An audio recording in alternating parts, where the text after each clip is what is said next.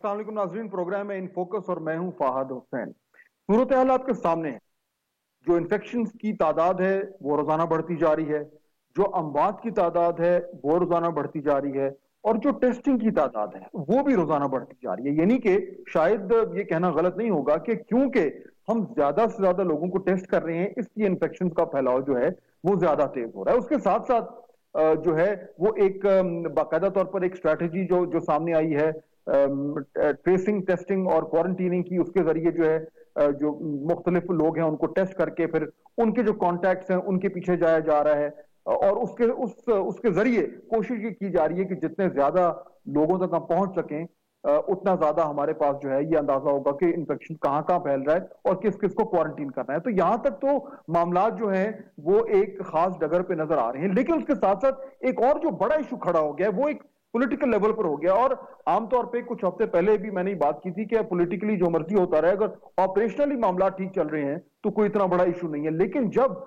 सियासत जो है वो ऑपरेशनल एक्टिविटी को पे के ऊपर एक मनफी असर डालना शुरू कर दे तब थोड़े से मसाइल जो हैं वो ज्यादा बढ़ जाते हैं। अब लग ये रहा है कि पिछले चंद दिनों में जो सियासी तौर पर जो जो जो एक तरीके से रस्साकशी हो रही है, इल्जाम तराशी हो रही है, उसका डायरेक्ट इंपैक्ट आना शुरू हो गया है ऑपरेशनल लेवल पर जो कुछ हो रहा है। ये क्यों हो रहा है? ये बड़ी इंपॉर्टेंट चीज है क्योंकि इससे जो एक नेशनल एफर्ट है उसके ऊपर एक नेगेटिव इंपैक्ट आ रहा है। ये सियासत एकदम क्यों गर्म हुई है?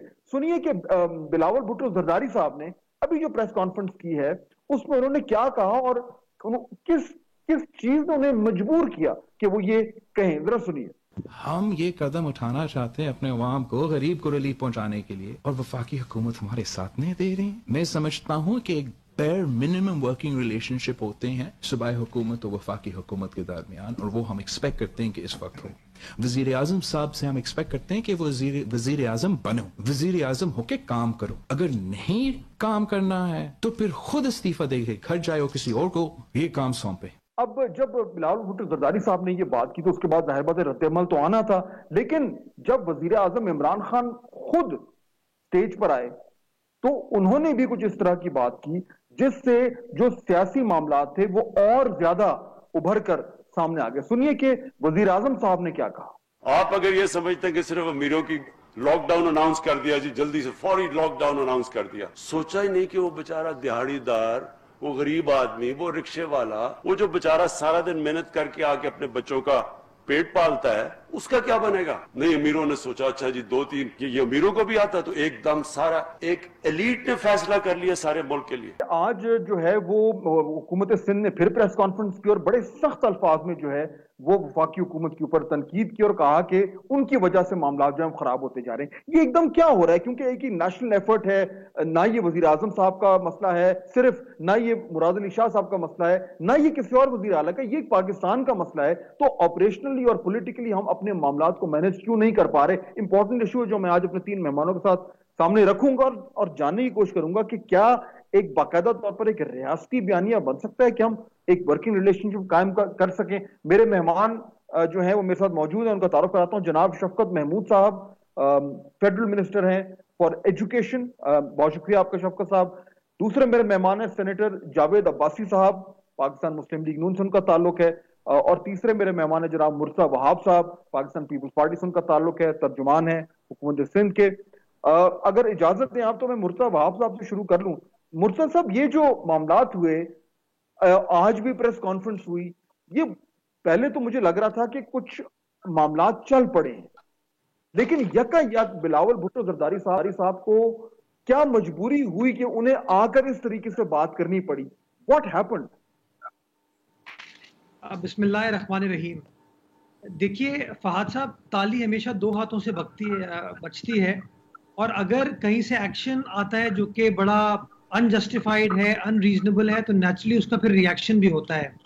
आपके सामने है वजीर आजम पाकिस्तान या कुछ वफाकी वज़रा जिस तरीके से बयानबाजी कर रहे हैं, जिस तरीके से वो बार बार सिंध हुकूमत को नीचा दिखाने की कोशिश कर रहे हैं, एज इफ सिंध हुकूमत का जो नैरेटिव है वो नैरेटिव से जैसे वफाकी हुकूमत अग्री नहीं करती। तो मैं समझता हूँ फिर नेचुरली सिंध गवर्नमेंट को भी अपने पॉइंट ऑफ व्यू को सामने लाने की ज़रूरत है, उसको नैरेटिव को दुरुस्त अंदाज से बयान करने की ज़रूरत है। मैं समझता हूँ इस मुश्किल वक्त में जब हमें नेशनल यूनिटी होनी चाहिए, जब हमें बयानबाजी से गुरेज करना चाहिए और एक साथ मिलकर काम करने की जरूरत है। अगर हम एक दूसरे को तफरीक का निशाना बनाएंगे, अगर बार बार पॉइंट स्कोरिंग करेंगे, तो मैं समझता हूँ माहौल भी खराब होगा, उसका नतीजा मैं समझता हूँ बड़ा अनफॉर्चुनेट होगा। मैं कैटेगोरिकली आपको ये कहना चाहूंगा कि जब कोरोना वायरस का नए नए केसेस मंजर आम पे आए थे, तो इनिशियली हमें हमारे चेयरमैन ने, हमारे वजीर आला ने कैटेगोरिकली कहा था कि जी हमें लफ्जों की जंग में नहीं पड़ना, हमें फेडरल गवर्नमेंट से लड़ना नहीं है, हमें कोशिश ये करनी है हम अपने काम पर फोकस करें। लेकिन हम खामोश हुए ताकि in the larger perspective of this nation हम चीजों को आगे बढ़ा सकें। लेकिन नतीजा क्या हुआ कि कुछ वफाकी वुज़रा पाकिस्तान तहरीक इंसाफ के, जिनका ताल्लुक कराची शहर से है, उनको कराची में एकदम से लॉन्च किया गया और उन्होंने आके बयानबाजी का एक प्रोसेस स्टार्ट किया जिसका बुनियादी मकसद सिंध हुकूमत की काविशों को अंडरमाइन करना था, सिंध हुकूमत की जो एफर्ट्स थी उनको जेपरडाइज करना। तो इसी तरह का नैरेटिव जो है कुछ और पाकिस्तान तहरीक इंसाफ से ताल्लुक रखने वाले लोगों ने इस तरह की बात की। मैं समझता हूँ एक बार फिर मैं आपके प्रोग्राम के तवज्जुह से कहना चाहूंगा कि इस वक्त टेम्परेचर्स को कंट्रोल करने की जरूरत है।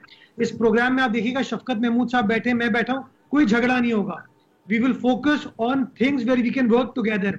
हम लड़ाई झगड़े में बिलीव करते हैं और मैं समझता हूं यही मैसेज अगर वजीर आजम अपने बाकी रुफका को देंगे कि बयानबाजी से गुरेज करें, मैं आपको यकीन दिलाता हूं सिंध से कोई जवाबी वार नहीं आएगा। हम समझते हैं कि मुश्किल वक्त है, हमें मिलकर काम करने की जरूरत है। और कल भी बिलावल भुट्टो जरदारी साहब ने आखिर में दोस्ती का हाथ बढ़ाया, वजीर आजम की तरफ कहा कि आइए मिलकर काम करें। सिंध गवर्नमेंट काम करने को तैयार है। The onus lies on the federal government now.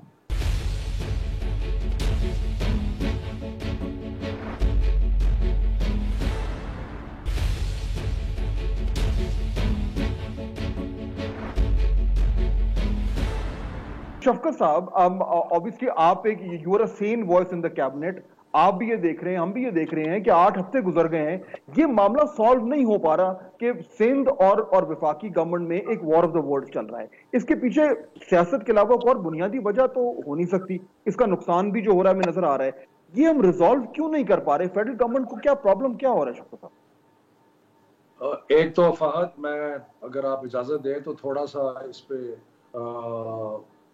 हल्का सा प्रोटेस्ट करूं कि Sen voice in the cabinet, सारी वॉइसेस कैबिनेट में सेन है। ये कह रहा कि मेरी वॉइस सेन है, तो ये मेरे थोड़ी सी, मैं अगर आप बुरा ना माने तो ये जरा मुझे तो प्रोटेस्ट करने की इजाजत दें इस पे। दूसरा ये है कि इससे पहले कि हम बाकी चीजों में जाए, हमें कुछ चीजों का शुक्र भी अदा करना चाहिए और ये भी देखना चाहिए कि बहसीयत मुल्क हमारी जो परफॉर्मेंस है मजमूई, अगर आप ये देखें कि आज मैं देख रहा था कि अमेरिका की आबादी है 32 करोड़ और हमारी आबादी है 22 करोड़। अमेरिका में 65,000 लोग मारे जा चुके हैं इस कोरोना की वजह से, और हमारा जो टैली है डेथ्स की वो तकरीबन 400 है। तो इसलिए हमें मजमूई तौर पे इसका शुक्रगुजार होना चाहिए, अल्लाह ताला का शुक्रगुजार होना चाहिए। और अपनी जो पॉलिसीज जो भी हम बनाएं, सियासत तो अपनी जगह, सियासत पे भी आ जाते हैं, लेकिन जो भी पॉलिसीज बनाए उसको थोड़े से इस तनाजर में देखें कि ये मामला जो है ये कोई 2 दिनों का, 1 महीने का, 2 महीने का नहीं है। शायद ये कुछ 6 महीने, 1 साल, 1.5 साल का ये मामला है। और इसलिए हमने जो भी पॉलिसी बनानी है उसको हमें सोच समझ के बनाना है ताकि ये एक लंबे जेस्टेशन में हम इसका कुछ कर सकें। मेरा ख्याल है कि एक जो फंडामेंटल डिफरेंस हमारा और सिंध गवर्नमेंट का शुरू से रहा है वो ये है कि प्राइम मिनिस्टर का ये ख्याल था और अब भी है, और मैं मुकम्मल उस चीज़ की तायद करता हूँ कि जहाँ हमने इस बीमारी का मुकाबला करना है और उसके लिए जहाँ लोग इकट्ठे होते हैं, जो क्लस्टर्स हैं, उनको हमने बंद करना है।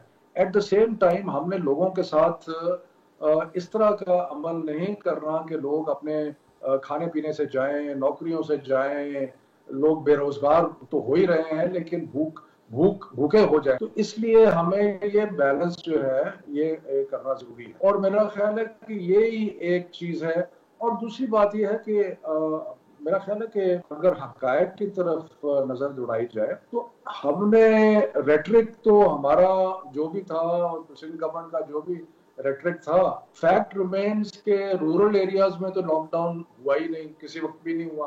और गंदम की कटाई आनी शुरू हो गई तो वो बिल्कुल नहीं हुआ। अर्बन सेंटर्स में भी जो लॉकडाउन हुआ वो सिर्फ, जी मैं बस दो मिनट लूंगा, जो अर्बन सेंटर्स में भी हुआ वो ज्यादातर हुआ।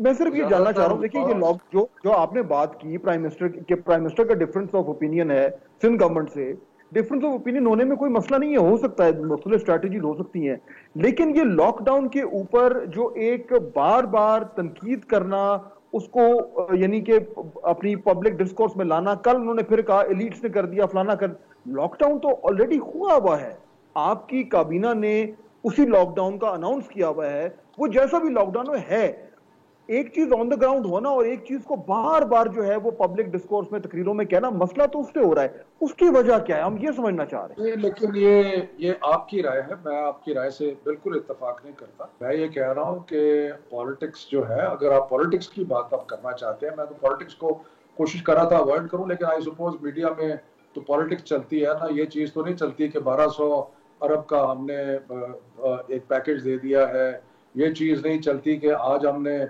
200 अरब का एक अलग पैकेज दिया है बेरोजगारों के लिए और 75 अरब का छोटे कारोबारों के लिए, लेकिन इसका किसी को इंटरेस्ट नहीं है। इसमें सबको इंटरेस्ट ये है कि लड़ाई जो है वो कैसे हो रही है और कैसे नहीं हो रही।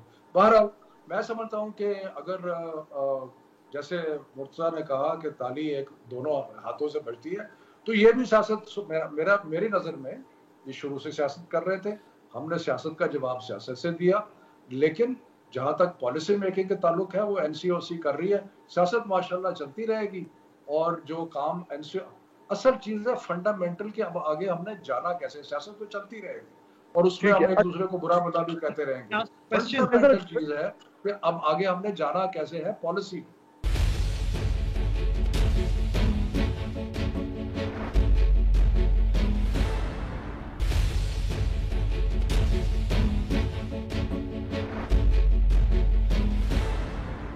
मैं जावेद अब्बासी साहब को भी इन्वॉल्व करूं। जावेद साहब, ये सियासत तो चलती रहेगी, शफकत साहब कह रहे हैं, और इसमें उनकी बात दुरुस्त है, सियासत में कोई बुराई भी नहीं है, सियासत चलती रहे, लेकिन अगर सियासत जो है वो जो ऑपरेशनल एक्टिविटी हो रही है, जो ऑन द ग्राउंड जो काम हो रहा है, जो एक सूबों और वफाक में जो कोऑर्डिनेशन होनी चाहिए, अगर उस पर मनफी असर डाल रही है तो फिर सियासत में कोई मसला है।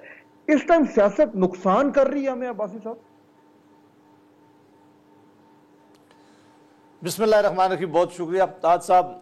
शफकत साहब ने प्रोटेस्ट किया तो मैं ज़रा उसको क्लियर कर देता हूं कि शफकत साहब की जो चंद जो सैन वॉइसेज हैं उसमें शफकत साहब की वॉइस जो है वो बड़ी ज़ोरदार है, तो मेरा ख्याल है आपने उस कंटेक्स्ट में बात की थी।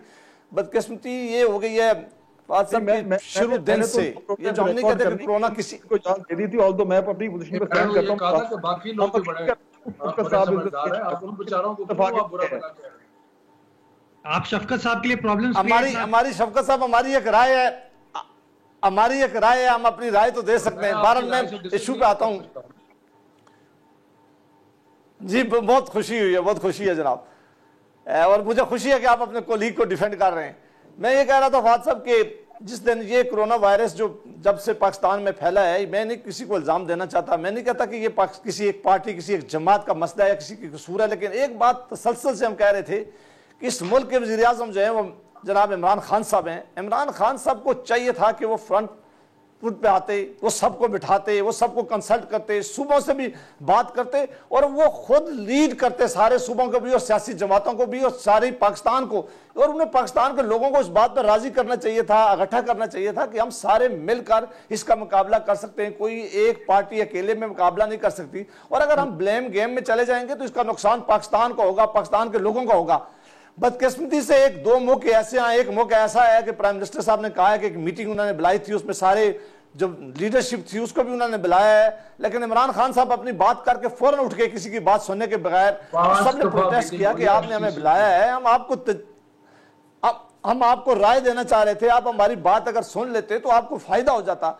उसके अलावा जितने भी फोरम थे उन फोरम पे उन्होंने किसी और को साथ रखने की कोशिश नहीं किया है, उन्होंने अपने तौर पर अकेले में काम किया, फिर भी ठीक था।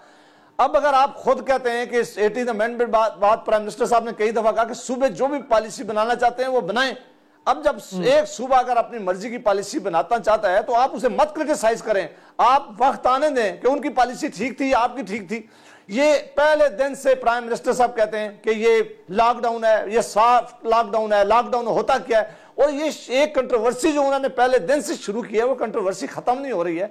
आप मेहरबानी करके, पाकिस्तान के वजीर आजम है, जब पॉलिसी यहां से निकलती है, अगर सिंध हुकूमत चाहे भी तो वो पॉलिसी नहीं बना सकती, अगर एजे की हुकूमत चाहे भी तो वो पॉलिसी नहीं बना सकती, क्योंकि पॉलिसी वो होगी जो फेडरल गवर्नमेंट निकालती है और फिर पाकिस्तान के लोग उसको फॉलो करने की कोशिश करते हैं। आप मेहरबानी करके अगर कोई डिसीजन करते थे, कोई डिसीजन करते वक्त चीफ मिनिस्टर को बिठाएं, उनके साथ जाएं। आप शुरू ही आप सिंध में खुद जाते, गवर्नर हाउस में आप बैठते, हुकूमत को साथ रखते, उनको ये पैगाम देते कि ये सियासत का वक्त नहीं है, मैं आपके पास आया हूं, ये सुबह सिंध हमारा, बाकी आजाद कश्मीर में जाते, गिलगित बल्तिस्तान में जाते, जिस तरह पंजाब में आप गए या खैबर पख्तूनख्वा में गए, और इन सारे लोगों को आप साथ रखते, सारी लीडरशिप को साथ आप रखते, सारी बड़ी लीडरशिप को बिठाते और कहते कि आओ मिलकर इसका मुकाबला करें, तो ये पूरी कौम खड़ी होकर इसका मुकाबला कर सकती है। लेकिन जो फेडरल गवर्नमेंट की तरफ से कंफ्यूजन है, आप इस्लामाबाद देख लें, इस्लामाबाद में भी कौन सा लॉकडाउन इन्होंने किया है, उसी तरह बिजनेस एज यूजुअल चल रहा है। आप जरूर गरीबों की बात करें, ये बात बड़ी अच्छी है, लेकिन अल्लाह ना करे अगर ये गली और मोहल्ला तक ये बीमारी फैल गई तो इसको फिर काबू करना बड़ा मुश्किल होगा। जावेद साहब, यही जो आप बात कर रहे थे, देखिए इसमें मेरी जो राय है वो ये कि इस टाइम सियासत जो है वो अगर अब तक ये मामला रिजॉल्व नहीं कर पाई तो इसके इम्कानात बड़े कम है। लेकिन इशू ये कि जिस तरह शफकत साहब बिल्कुल दुरुस्त कह रहे थे कि हमें नहीं पता कि ये 2 महीने का मसला है या 6 महीने का मसला है या साल का मसला है, और अगर ये लंबा चलेगा और अगर हमारी सियासत डिसफंक्शनल रही तो फिर उसका बड़ा ही एक गहरा असर पड़ेगा जिस तरीके से हम इस मामले को हैंडल कर रहे हैं। और ये वो इशू है जहां पे मैं मुर्तजा बाब साहब आपसे जानना चाहता हूं कि सियासी रस्साकशी जो हो रही है आज, बल्कि और ज्यादा तेज हो गई है, उसकी वजह से अभी मैं आपका वीडियो देख रहा था, आपने कहा है कि सिंध में अब किसी एक छोटे से बच्चे को भी ये इन्फेक्शन हो गया है, यानी ये इन्फेक्शन वहां जा रहा है जहां हमने पहले सोचा नहीं था। और अगर हम ये समझते हैं कि ये चीजें हमारे कंट्रोल में आ रही हैं या अगर हम दुनिया से पीछे हैं तो शायद मामला नॉर्मल हो गए, तो ऐसी बात नहीं है। जानना मैं ये चाहता हूं मुर्तजा बाब साहब के ये जो पॉलिटिकल रैंगलिंग हो रही है, इसका डायरेक्ट इंपैक्ट क्या हो रहा है? हम काम कर रहे हैं ऑन द ग्राउंड, जो हम काम कर रहे हैं, जो आप कर रहे हैं, जो हुकूमत सिंध कर रही है, उसका डायरेक्ट इंपैक्ट उस पर कोई हो रहा है? फहद, ये बड़ा आपने इंपॉर्टेंट सवाल पूछा और मैं समझता हूँ उसका बड़ा डायरेक्ट इम्पैक्ट है जो बड़ा अनफॉर्चुनेट है, जो नहीं होना चाहिए। मैं जरा शफकत साहब ने जो शुरू में बात की जरा उस पर मैं रिस्पॉन्ड कर लूँ। शफकत साहब ने जो फैक्ट्स बयान किए कि अल्हम्दुलिल्लाह, अल्लाह का शुक्र है कि जिस तरीके से तबाही दुनिया के बाकी ममालिक में आई उस तरीके से तबाही अल्हम्दुलिल्लाह हमारे पाकिस्तान में नहीं आई। ये बात दुरुस्त है आपकी, लेकिन शफकत साहब ये मानने की जरूरत है कि तबाही इसलिए नहीं आई कि आपने सही वक्त पर सही फैसले किए। वो फैसला क्या था? फैसला ये था कि आपने सही वक्त पे प्रोएक्टिवली काम करते हुए आपने लॉकडाउन किया, सोशल डिस्टेंसिंग बंद की, सोशल बड़ी गैदरिंग्स को बंद किया, आपने मॉल्स को बंद किया और लोगों को तरगीब दी, तलकीन दी कि वो लोगों से मुलाकात उस तरीके से ना करें। तो मैं समझता हूँ जो सही टाइम पर सिंध हुकूमत का फैसला था लॉकडाउन करने का, जिसको बाद में सारे सूबों ने और वफाक ने फॉलो किया, मैं समझता हूँ आज उसके मुस्बित असरात हैं कि अल्हम्दुलिल्लाह अपेरेंटली चीजें अंडर कंट्रोल नजर आती हैं और वजीर आजम खुद इस बात का एतराफ करते हैं कि लॉकडाउन के ये मुस्बित असरात हैं। हमें गिला ये है कि एक तरफ वजीर आजम इस चीज को ऑन करते हैं कि इसके मुस्बित असरात हैं, फिर वो करते हैं फैसला जो है अशराफिया कर रही है। शफकत साहब, आपकी वफाकी काबीना ये फैसला करती है, असद उमर साहब आपके कॉलीग हैं, वो आके ऐलान करते हैं, लेकिन वजीर आजम बजाय इसके कि पब्लिकली ये कहें कि ये फैसला कंसेंसस के साथ हो रहा है, ये फैसला मेरे वुज़रा कर रहे हैं, मेरी काबीना कर रही है, वो सारा ओनर्स डालते हैं पाकिस्तान पीपल्स पार्टी की सिंध गवर्नमेंट पे। तो मैं समझता हूँ ये नहीं हो सकता कि सारा अच्छा आप अपने खाते में ले लें, जो बुरी चीजें हैं वो आप ऑपोजिशन पार्टीज में डालें। अब इसका नतीजा क्या हो रहा है? नतीजा फहद साहब ये हो रहा है कि ये जो मुतजाद बयानियां है, इससे आपका लॉकडाउन कॉम्प्रोमाइज होता है। ये जो शफकत साहब ने भी बात की ना कि देहात में लॉकडाउन नहीं है, शफकत साहब अगर देहात में लॉकडाउन नहीं है तो ये आपकी हुकूमत की रिट को चैलेंज कर रहा है। पंजाब केपी में आपकी गवर्नमेंट है, बलूचिस्तान में आपकी कोलिशन पार्टनर है, इस्लामाबाद में आपकी गवर्नमेंट है, तो अगर आपकी टेरिटरीज के अंदर आपके ऐलान किया कर दे लॉकडाउन के बावजूद लोग उसको फॉलो नहीं कर रहे, तो that says a lot about your administration. मैं समझता हूं कि वजीर आजम को, वफाकी वुज़रा को लॉकडाउन की अफादियत के ऊपर कंसेंसस ओरिएंटेड बात करनी चाहिए, ताकि पब्लिक को वो कन्विंस कर सके कि हाँ ये लॉकडाउन हम सबके बेहतरीन मफाद में, और फिर पब्लिक को समझाना चाहिए कि यस ये कोरोना वायरस 2-4-5 रोज में खत्म नहीं होगा, it will stay for a long time. हमें अपने तर्ज जिंदगी को तब्दील करने की जरूरत है, हमें अपनी मोडालिटीज तब्दील करने की जरूरत है। मैं समझता हूं अगर इस तरीके से वजीर आजम डील करेंगे, हम उनके साथ खड़े हैं, हम उनको सपोर्ट करेंगे। लेकिन अगर वजीर आजम आके हर चीज का ताना सूबाई हुकूमत पर डालेंगे, अगर उनके रुफका, उनके सियासी जो हलीफ हैं वो हर चीज का इल्जाम पाकिस्तान पीपल्स पार्टी के ऊपर लगाएंगे, तो फिर हमारी तरफ से जवाब आएगा, और फिर वो जो सिचुएशन अनफॉर्चुनेट है जो कि नहीं होनी चाहिए।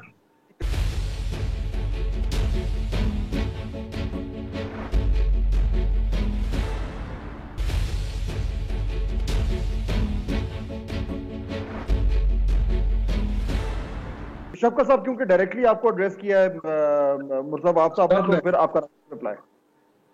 हाँ, मुझे डायरेक्टली एड्रेस बासी साहब ने भी किया, मुर्तज़ा साहब ने भी किया, आपने भी किया। एहतराम के वो इसलिए है कि वो हमारी पोजीशन ऐसी। देखिए, इस प्रोग्राम में भी आप देख लें कि कंटिन्यूसली मुर्तज़ा जो है वो सियासत कर रहे हैं। मैं कोशिश कर रहा हूँ कि हम जो आगे चैलेंजेस हैं उसकी तरफ बात करें, लेकिन जरा मेरी बात को सुन लेना, आप जरा खामोशी, जरा मेहरबानी करें। आपकी बात में थ्रू आउट सियासत कर रहे हैं, इन्होंने ये किया, उन्होंने ये किया, उन्होंने ये किया, उन्होंने वो किया। देखें, अगर आपने सियासत ही करनी है और आपने मुस्बत बात आगे लेके नहीं चलना, तो मैं उसका क्या कर सकता हूँ सिवाय इसके कि आपकी जो इतनी कमाल की पॉलिसी थी उसका रिजल्ट ये है कि आपकी परफॉर्मेंस जो है वो आज सबको पता है कि सबसे ज्यादा केसेस भी आपके हैं और जो डेथ्स भी प्रोपोर्शनेटली वो आपकी ज्यादा है। सो आपने कोई कमाल नहीं किया जो कि आप फरमा रहे हैं कि जी हमने ये कर दिया। मैं सिर्फ गुजारिश ये कर रहा हूँ कि हमें, और दूसरी बात की गई कि जी किसी को साथ लेके नहीं चला गया। मैं नेशनल कोऑर्डिनेशन कमेटी का मेंबर हूँ, कम से कम 5 मीटिंग्स जो है मैंने अटेंड किए जिसमें सारे चीफ मिनिस्टर्स मौजूद थे, जिसमें सारे और प्राइम मिनिस्टर ने प्रिजाइड किया और कोशिश की है कि सबको साथ लेके चला जाए। अब भी कोशिश यही है कि हम साथ लेके चलें और आपस में बजाय इसके, आई सपोज ये एक मीडिया की रिक्वायरमेंट भी है कि जरा हम थोड़ा सा मुतहारिब कुव्वतें बन के एक दूसरे के साथ लबुर्द आजमा हो। आई सपोज ये एक रिक्वायरमेंट है, लेकिन मैं ये कह रहा हूँ कि हमें जो गौर करना चाहिए वो ये है कि आप आगे जो वक्त आ रहा है और जो अभी तक हमने सबक सीखे हैं दुनिया के एक्सपीरियंस से और जो सबक हमने सीखे हैं अपने एक्सपीरियंस से, सो इन चीजों को मद्देनजर रख के अब हम सोचे आगे कि हमने आगे कैसे लेके चलना है। अब मिसाल के तौर पे मेरी एक राय है, ये मेरी राय है, ये कोई हमारी गवर्नमेंट की या प्राइम मिनिस्टर की राय नहीं है। मेरी राय ये है कि जहां मैं जाता हूँ लोग मुझे इतने परेशान नजर आ रहे हैं बेरोजगारी की वजह से और अपने जिंदगी की जो मसाइल हैं उनसे इतने ज्यादा दो चार हैं कि हमें ये करना चाहिए कि हम एक नेगेटिव लिस्ट बनाएं। और नेगेटिव लिस्ट वो होनी चाहिए कि जो चीजें हम अभी नहीं खोलना चाहते, यानी कि अगर मिसाल के तौर पे अगर हम कहते हैं कि शादी हॉल हमने नहीं खोलना है, या हम कहते हैं कि हमने स्कूल कॉलेज यूनिवर्सिटीज जो हैं उनको नहीं खोलना, ये अभी डिस्कस करेंगे बस। लेकिन लेट्स से कि we create a negative list और उसके ऊपर हम इत्तेफाक करें कि जी ये नेगेटिव लिस्ट है और फिर मामूलाते जिंदगी को चलने दें, मामूलाते जिंदगी को चलने दें। लोगों को बेरोजगारी जो है, लोगों की भूख जो है उसका इलाज करें, लोगों के लिए कुछ परवाह करें। जो हमने प्रोग्राम्स दिए हैं, जो इतना सुन तो लेना, जो लोगों के लिए हमने ये पैकेजेस दिए हैं उनकी बेहतर तरसील की बात करें, यानी कि हमको मिलके आगे चलने के बजाय से तू मैं ये जो है ना इसको खत्म करें। अब कभी बिलावल बैठ के तो कर देता है प्रेस कॉन्फ्रेंस, कभी कोई कर देता है, कभी let's sit together and think about the future. ये प्रैक्टिकल है जो शफकत साहब कह रहे हैं। फाइनल वर्ड मुझे दें कि अगर हमने आगे चलना है तो फौरी तौर पर हमें क्या करना चाहिए?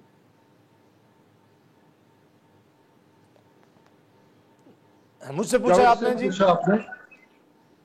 जावेद अब्बासी साहब। मुझे अगर जवाब देने का मौका, शफकत साहब की बात से मैं फुली इत्तेफाक करता हूं कि तरीका यही है। बिल्कुल जिन्होंने ठीक कहा है कि हमें अभी भी इस मामले पर सियासत नहीं करनी चाहिए, ये सियासत होनी भी नहीं चाहिए। और अभी तक हमारी टेस्टिंग भी नहीं, हमें पता भी नहीं है कि हमारे पेशेंट कितने हैं। अभी तो हमारी टेस्टिंग जो है 15 से 20 हज़ार हो रही है। अगर ये 1 लाख की टेस्टिंग की अगर कैपेसिटी जो बनानी चाहिए थी, जो नहीं हुई है, वो होती तो पता चलता कि पाकिस्तान में अभी तक कितने लोग इससे सफर हो रहे हैं। तो ये बहुत बड़े अभी सब उस इम्तिहान में हम गुजरे हुए हैं, हमने सब ने ये प्रज्यूम कर लिया कि शायद हम इससे निकल गए। तो लिहाजा मेरी रिक्वेस्ट भी यही होगी कि बिल्कुल ये फेडरल गवर्नमेंट है, फेडरल गवर्नमेंट रिस्पांसिबिलिटी ले, ये आगे बढ़े, ये सबको साथ लें, ये डिस्कशन कराएं, ये सारी लीडरशिप को बिठाएं, ये पार्लियामेंट का इजलास बुलाएं और कंसेंसस पैदा करके चीजों को आगे लेके जाएं, ताकि इस इशू पर सियासत ना हो सके। अगर वुज़रा आज भी कुछ फेडरल वजीर हैं जो बैठकर अगर बात करते हैं, आज भी वो कहते हैं कि कल किन लोगों को हमने अंदर करना है, अगर ऐसा माहौल क्रिएट करेंगे तो ये पाकिस्तान की खिदमत नहीं होगी।